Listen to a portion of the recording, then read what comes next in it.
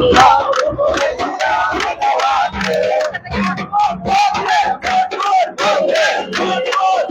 फरीदाबाद मैं हूँ दीपिका गौड़ और आज बता दूं कि जहाँ पर पूरे फरीदाबाद को इंतजार नगर निगम चुनाव का और अब वो खड़ी है जब प्रत्याशी अपने घर से निकलकर लोगों से मिलने के लिए पहुंचेंगे। मैं आपको बता दूं कि वार्ड नंबर 38 से इंतजार कर रही है मोनिका चंदीला और उनके पिता है वीरपाल पूजा जी। यहाँ पर सारे लोग मौजूद है, ये जनता तमाम लोग यहाँ पर आए हैं और उनके समर्थन उनके साथ देने के लिए आज पहुंचे हैं। रिंकू चंदीला मेयर पद की प्रत्याशी है, लता चंदीला उनके पति है, वो यहाँ पर भी पहुंचे और कुछ ही देर में फरीदाबाद के कांग्रेस के दिग्गज नेता यहाँ पर पहुंचे। वीरपाल जी मेरे साथ है, बेटी को अवसर मिला है चुनाव लड़ने का, लोगों के पास जा जाकर आज से शुरू हो गया है जो मतदान मांगने का जो सफर है, कैसा क्या कहना है उस बारे में? ये हमारा वार्ड नंबर 38 है और इसमें मेरे को पूरा सहयोग मिल रहा है, हमारे समाज का हर बिरादरी से सहयोग मिल रहा है और जहाँ तक उम्मीद है हम यहाँ से अपनी हजारों की लीड करेंगे बीजेपी कैंडिडेट के खिलाफ। हजारों की लीड का वादा कर रहे हैं यहाँ पे। अच्छा, क्या लगता है कि किस तरीके से ये चुनावी रण को देखते हैं आप? इसको इसलिए देखते हैं कि हमारा जीवन निकल गया समाज सेवा करते करते। मोनिका देखिए प्रत्याशी तो अब सामने आई है, बिल्कुल मोनिका चंदीला इस समय पर मौजूद है जी। तो इसमें हमने हमेशा समाज के हित की लड़ाई लड़ी है, अपने वार्ड में भी किसानों की लड़ाई हो, चाहे हमारे बीपीएल कार्डों के प्लॉटों की बात हो, तो उनका हक दिलाया हमने हमेशा। तो जनता आज हमारे साथ खड़ी है कि हमें मौका मिला है, भाई 5 साल में हम आपके साथ खड़े हैं और एक वोट मोनिका चंदीला को देंगे। देखिए आपकी राजनीति तो पहले से ही है, मोनिका का चेहरा बिल्कुल नया है, लेकिन विमेन सीट है तो ऑब्वियसली बात है कि विमेन को मिलनी चाहिए। क्या लगता है कि जो मोनिका है उस पर खरी उतरेगी? जी जी, मोनिका एक स्पोर्ट्समैन है, हरियाणा से अपना स्टेट हरियाणा खेली अभी और देश के अंदर हरियाणा टीम हमारी जीत पे मोनिका को उसका अहम रोल रहा और ये स्पोर्ट्स में भी नाम कर रही है और ये हमारे समाज के हित की लड़ाई लड़ती रहेगी। और जो विकास कार्य रुके हुए हैं, जो बिजली का मुद्दा है, जो स्वास्थ्य का मुद्दा है, चाहे वो हमारा नालियों का मुद्दा है, कोई भी मुद्दे हैं उनको जो धरातल पे हम लाएंगे और सारे मोनिका अपना उस कामों को कराएगी। मोनिका से बात कर लीजिए। मोनिका प्लीज आप एक बार इधर आए। खेल से जुड़ी हुई है और राजनीति से बड़ा कोई खेल नहीं है, क्या कहना है? कितनी परिपक्व है खुद को इसके लिए? कितना खुद को किस तरीके से देखते हैं राजनीति में आने के लिए? पार्षद कैंडिडेट है इस समय पे हम जी। जैसे पूरी हमारी पापा की पूरी तैयारी है, पापा ने पहले से ही सब कुछ कर रखा है, तो उस पे चलने की कोशिश करूंगी और जनता का पूरा सपोर्ट रहेगा। तो महिलाओं का कितना वर्चस्व देखती है राजनीति में? हाँ जी देखती है। हाँ, लगता है कि महिलाओं को राजनीति में आना चाहिए? जी बिल्कुल आना चाहिए जी। पार्षद पद की वार्ड नंबर 38 से उम्मीदवार मोनिका मेरे साथ है। रिंकू चंदीला जी पूछते हैं। देखिए पहले तो मेयर पद की उम्मीदवार लता चंदीला जो पहुंची है, उनका भरपूर समर्थन मिल रहा है लोगों को, क्या कहना है इस बारे में? मैम ये हमारी तपस्या है, पिछले हमारी 3 पीढ़ियां कांग्रेस पार्टी से जुड़ी हुई है। मेरे दादाजी आर्मी से रिटायर, पहले देश सेवा करी, फिर उन्होंने कांग्रेस पार्टी के लिए समर्पित रहे, फिर मेरे फादर ने 25 साल कांग्रेस को दिया और अहम पदों पे रहे, फिर 18 साल का मेरा भी पीरियड हो गया और आज कांग्रेस पार्टी ने हमें आस्था जमाई है, ये देखते हुए कि भाई हम इतने सालों से मेहनत कर रहे हैं, क्षेत्र में समाज से जुड़े हुए हैं, लोगों से जुड़े हुए हैं और मेरे लिए तो 36 बिरादरी का प्यार मिल रहा है आज हमें। और सभी हमारे आज मोनिका हमारी मेरी भतीजी लगती है, बीरपाल मेरे बड़े भाई हैं, इनका आज यहाँ से शुरुआत हुई है क्योंकि 38 वार्ड जो है ये बीरपाल भाई का है, पर है मेरे गांव का, हमारा गांव में एक है, मेरे बड़े भाई है वो, तो ये एक अच्छी शुरुआत हो रही है तो अपने घर से और परिवार से हो रही है। गांव की बहू मेयर लड़ रही है और गांव की बेटी यहाँ पर पार्षद लड़ रही है। देखिए पार्टी का बिल्कुल समर्थन है, पार्टी ने जो रंग डाला है ना ये टिकट्स देकर, उसको लेकर क्या कहेंगे? बस ये है कि पार्टी का आज हमारे लिए मतलब उन्होंने सोचा है तो कुछ सोच समझ के टिकट दिया है और हाईकमान ने हमारे जितने भी हमारे हरियाणा के जो हमारे लीडरशिप है, हमारे जो अध्यक्ष जी है वो 2 दिन से लगातार यहाँ है, परसों भी उन्होंने नॉमिनेशन कराया, कल भी उन्होंने मीटिंग लिया सारी कार्यकर्ता को। और एक आज आप देखो हमारे हो सकता है पीछे कई चुनाव में एकजुट नहीं हो पाए थे, पर इस चुनाव में सारी कांग्रेस एकजुट है आपने कांग्रेस हाँ, किस तरह की रणनीति को लेकर इन चुनावों में आई है, किस तरह से मैदान में खड़ी है? सबसे बड़ा जो मुद्दा है ना, वो सबसे बड़ा मुद्दा है भ्रष्टाचार का। जो फरदाद में जो करोड़ों रुपए के घोटाले हो चुके हैं, जो जनता का हक का पैसा है, वो ये नेता यहाँ के खा चुके क्या हैं। लगता और है ये जो पूरा मुद्दा परोस कर दिया है ये सामने विपक्ष को की? मैम, ये तो बीजेपी का तो सुर आपको पता है, इनकी कोई विचारधारा तो है नहीं। ये तो धर्म की नीति पर ये चुनाव लड़ते हैं और धर्म इस शहर को लेकर, क्योंकि देखिए प्रथम महिला हो जाती है जो मेयर होती है, तो अगर शहरों के हालात गड्ढे हैं, मलबे हैं, बहुत सारी चीजें पड़ी हैं, उनको किस तरह से सुधार की तरफ देखते हैं? मैम, एक चीज बता दूं मैं आपको, ये बीजेपी तो नगर निगम का चुनाव ही नहीं कराना चाह रही थी। ये तो डरी पड़ी थी। जब ये घोटाले इनके उजागर हुए तो 3 साल पहले चुनाव होना चाहिए था। ये आज 3 साल लेट चुनाव करा रहे हैं, वो भी कोर्ट के आदेश के। ये नहीं चुनाव कराना चाह रहे थे, तो आज कोर्ट के आदेश के बाद ये चुनाव हो रहा है। और एक जनता का जो मन है, वो बदलाव का मन है, वो अब इन भ्रष्टाचारों को भगाना चाहती है इस दिल्ली से। तो ये लोग, ये यहाँ की जनता जो है वो मन बना चुकी है कि भ्रष्टाचार में भ्रष्टाचार करें। और आज आपको मैं एक चीज और बता दूं, हमारे इस जो 46 वार्ड बने हैं, इनमें हमारे जो 26 गांव है, अभी जो इन नहर पार के जो गांव जुड़े, ये मैम हर पंचायत कम से कई करोड़ की पंचायत है। अनाडे गांव है सारे जो इस नगर निगम में आए हैं। इन्होंने पहले तो नगर निगम में कई सौ करोड़ का घोटाला किया है, जो जग उजागर है। पूरा हरियाणा, पूरा फरदाद जिला जानता है, बच्चा जानता है कि इन्होंने भ्रष्टाचार कितना फैलाया समाज चिट्ठी के नाम पे। कहीं कोई काम नहीं हुआ, सिर्फ गबन हुआ, कागजों में गबन। आज हमारे जो 26 गांव है, इन 26 गांवों में जो सबसे जनाटे गांव थे, जो एक पंचायत ने स्वर्ग बना रखा था अपने गांव को, इन्होंने सारे गांव के 1100 करोड़ से ज्यादा की संपत्ति अपने कब्जे में ले ली। उन 1100 करोड़ों को खा गए, पंचायती जमीनों को प्लॉटिंग कर करके बेच रहे हैं। ये भी बहुत बड़ा। बीजेपी तो कह रही है कि कांग्रेस 70 सालों से खाती आ रही थी। मैम, बीजेपी ने तो विकास किया है इस देश का, जीरो से सुई से उठाकर हवाई जहाज तक बनाई।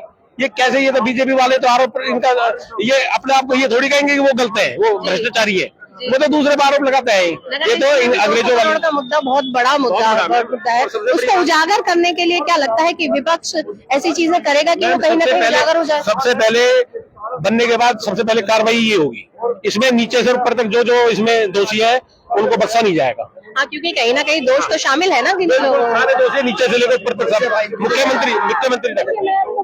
बता दूं कि अभी यहाँ पर विजय प्रताप पहुंचे हैं, बात करते हैं विजय प्रताप जी से और पूछते हैं।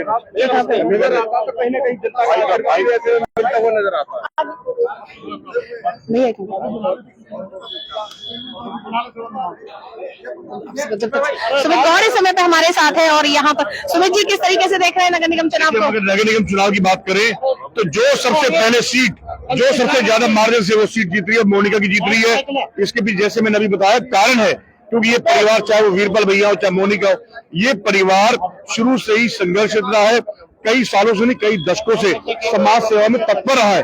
तो मैं साफ कहना चाहता हूँ, और इस परिवार के साथ आज आप देखिए, चाहे बड़े भैया विजय प्रताप हो, चाहे गांव की मौजूद सरदारी हो, युवा मातृशक्ति, आप देखिए हुजूम लगा हुआ यहाँ पर। ये चुनाव पार्षद का ना हो गया, महीने का हो चुका है। इस चुनाव के बाद मैं साफ कहना चाहता हूँ, हमारे फरीदाबाद नगर निगम में आपको पता ही है, और मेयर की प्रत्याशी लता रानी चंदीला है, वो भी आपको पता है। पहले कई बार ठाने गए हैं, कभी हिंदू मुसलमान के नाम पे, कभी किसी नाम पे। इस बार ऐसी गलती मत कर देना, एक बैलेंस बनाना है। अदरवाइज ये सरकार जो गूंगी बहरी अंधी सरकार है, बेलगाम हुई पड़ी है, दिख भी रहेंगे। इस शहर से कूड़े को, इस शहर से हमारे पशुओं से, गंदे बस से अगर कोई निजात दिला सकता है तो केवल कांग्रेस पार्टी। विजय प्रताप जी इस समय पे हमारे साथ है। नगर निगम चुनाव, इतने समय का इंतजार, क्या कहना है चुनाव को लेकर? देखिए, पहले तो इन्होंने 3 साल देरी से चुनाव कराए जी, 5 साल में होने चाहिए थे, 8 साल में कराए। डेमोक्रेसी का जितना भी नुकसान ये लोग कर सकते हैं, ये लोग कर रहे हैं। दूसरा, इन्होंने ज्यादातर अपने कैंडिडेट चेंज किए। ये अपने आप में दर्शाता है कि इनको मालूम है कि हमारा फेलियर है, चेहरा बदलकर लोगों को दोबारा भ्रमित करना चाहते। इन्होंने 2-2 करोड़ रुपए हर पार्षद के लिए डेवलपमेंट फंड रखा था, हर साल का। 1 रुपया उनको नहीं दिया, मौके पे काम नहीं किए। 26 गांव से ज्यादा इन्होंने कॉर्पोरेशन में लिए, जो नहर पार के, उनका 1100 करोड़ से ज्यादा रुपए। वो पैसा कहाँ मिसयूज किया? जब खट्टर सीएम थे तो मैंने कहा था, खट्टर साहब पहले डिक्लेयर करके जाओ कि ये पैसा निकलेगा नहीं, एक भी पैसा। यहाँ स्कूल बनेंगे, स्टेडियम बनेंगे, कम्युनिटी सेंटर बनेंगे, बारात घर बनेंगे, पार्क बनेंगे इन गाँवों के, कुछ नहीं, सारा पैसा खा गए। 70 एकड़ नचौली गांव की जमीन बेच के खा गए, वो पैसा भी हजम करके हजारों एकड़ अब इनकी इस ग्रेटर फरीदाबाद की जमीन पे नजर है। बावजूद इसके 1500 करोड़ से ज्यादा का कर्ज है आज नगर निगम पर। पिछले 10 सालों में कोई नई भर्ती नहीं है, कोई नई मशीनरी इन्होंने नहीं खरीदी है। स्मार्ट सिटी के नाम पर इस शहर को धोखा दिया है। कहाँ हम सबसे बढ़िया शहरों में होते थे हिंदुस्तान के, आज हिंदुस्तान के सबसे 72 शहरों में से कचरा निस्तारण यहाँ नहीं है। भाई किस लिए वोट दे आपको आदमी? हर आदमी कहता है मोदी के नाम पे वोट दे, तो मोदी यहाँ आएगा क्या बार बार? मोदी जी को ये पूछो, बेड़िया लग के हिंदुस्तान के आदमी अमेरिका से आ रहे हैं, क्या आपके अंदर इतनी गैरत नहीं? आप उनको बोलते कि भाई अमानवीय व्यवहार तो ना करो।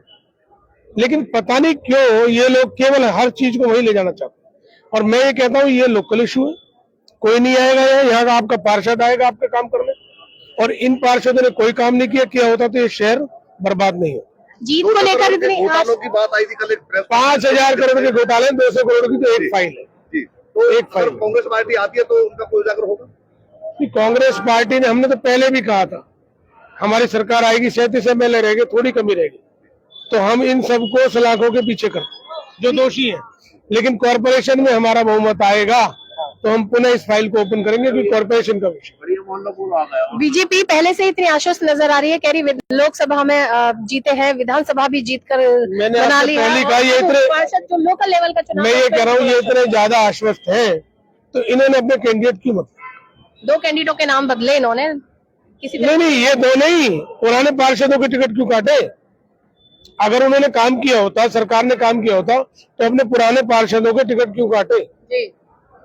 ऐसे इन्होंने MLA के काटे, भ्रमित करते हैं लोगों को कि चलो इस MLA से नाराजगी है नया दे दो, इस पार्षद से नाराजगी नया दे दो। लेकिन लोगों को भी सोचना पड़ेगा कि इस बीजेपी के भ्रमजाल से आपको बाहर निकलना चाहिए। इनकी स्ट्रेटेजी है, काम करते नहीं है, चेहरा बदलकर और चाल बदलने की कोशिश करते।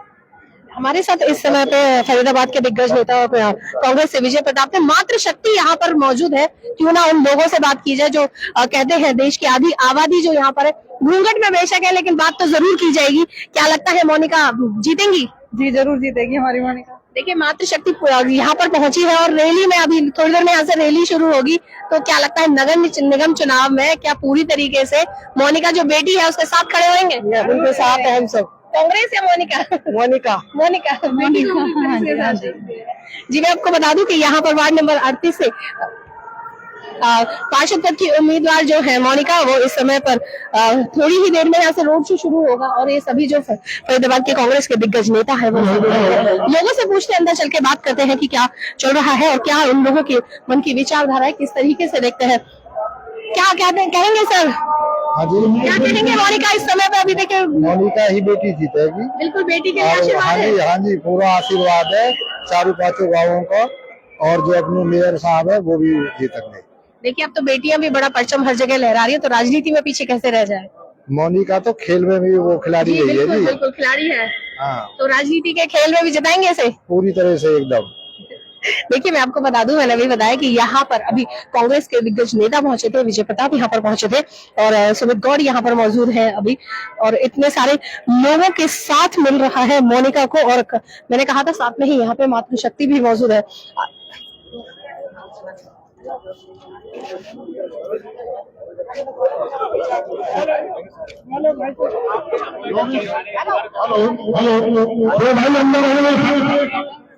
दो भाई अंदर है, पूरे करते, और अभी यहाँ पे हमें देखिए पूरी मालाओं के साथ विजय प्रताप का यहाँ पे स्वागत किया जा रहा है। और देखिए जहाँ पर बिल्कुल गरज रहा है